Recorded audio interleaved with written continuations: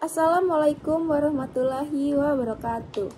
Hello everyone, let me introduce myself. My name is Devi Nur Fajr Anggreni with NPM 234111665, Management Class 23C.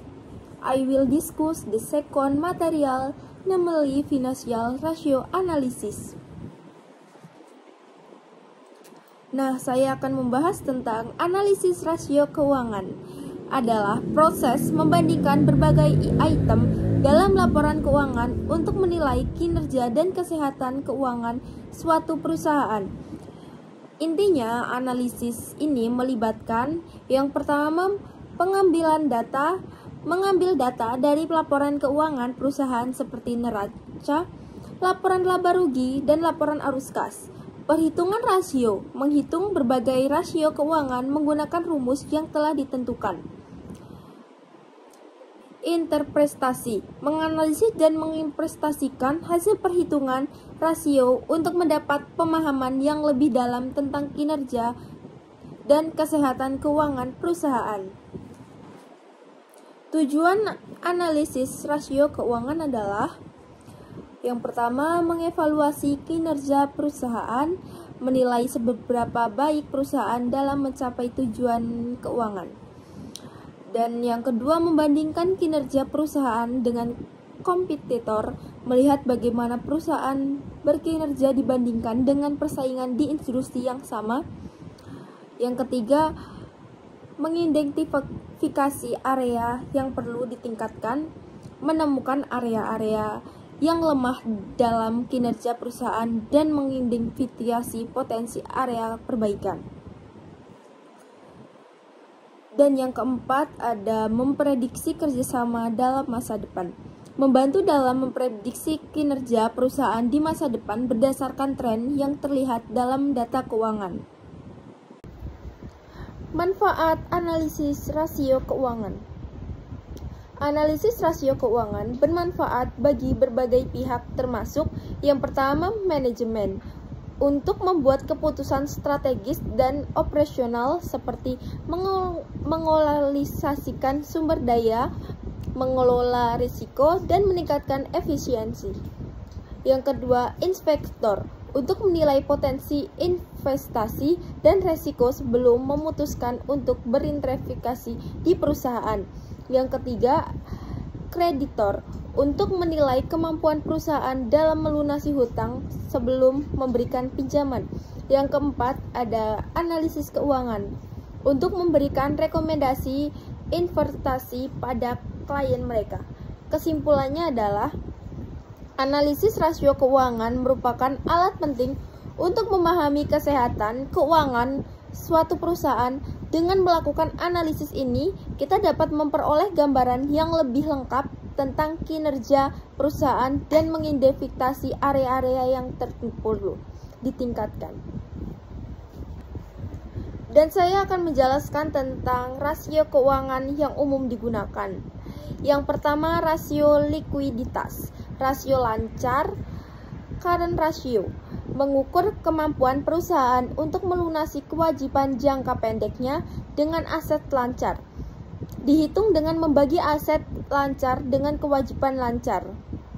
Yang kedua, ada rasio kas cepat, quick ratio.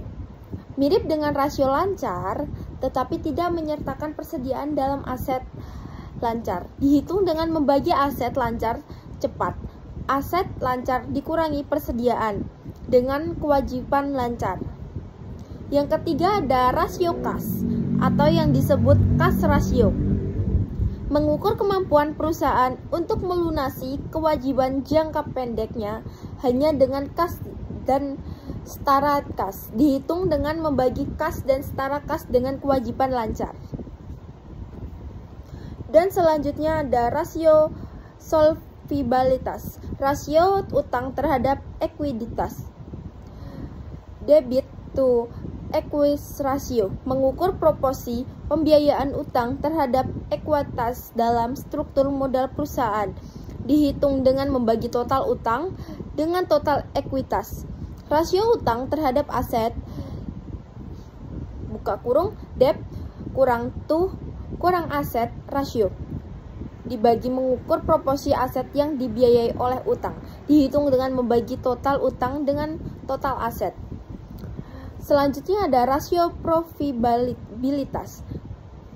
Margin laba bruto, gross profit margin, mengukur presentasi laba bruto terhadap penjualan dihitung dengan membagi laba bruto dengan penjualan. Margin laba operasional atau yang disebut operating profit margin, mengukur presentasi laba operasional terhadap penjualan dihitung dengan membagi laba operasional dengan penjualan. Selanjutnya ada margin laba bersih. Net profit margin mengukur persentase laba bersih terhadap penjualan dihitung dengan membagi laba bersih dengan penjual. Yang selanjutnya ada rasio aktivitas.